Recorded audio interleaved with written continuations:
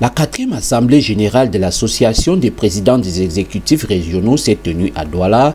Les travaux avaient pour priorité l'évaluation de l'exercice écoulé, le renforcement de la plateforme de concertation entre les présidents des exécutifs régionaux et l'État. Le lieu par excellence des discussions et d'échanges.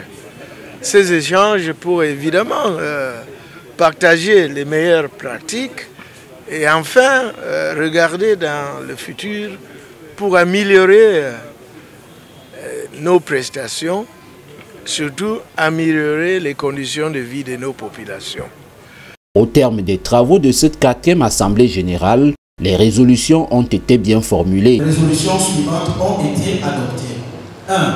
La vulgarisation de la loi numéro 2023/010 agissant le secteur du transport ferroviaire au Cameroun.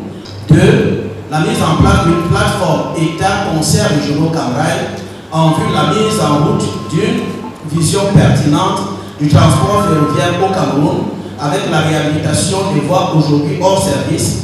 La rencontre avec le ministre de la décentralisation et du développement local qui s'en est suivie s'inscrit bel et bien dans le cadre de cette plateforme de concertation ARC-État.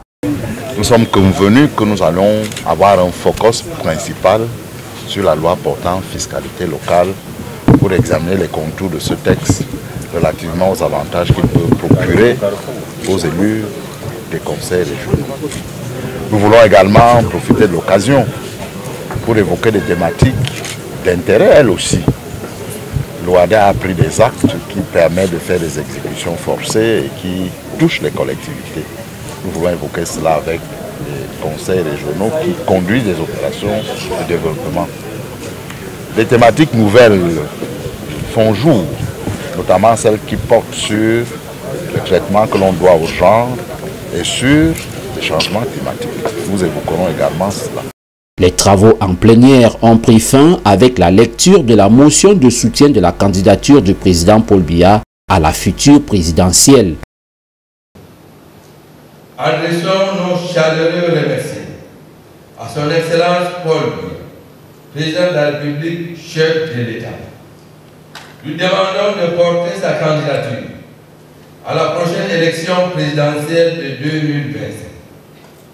Lui assurons de nos soutiens sans réserve pour un vote massif en faveur de sa candidature.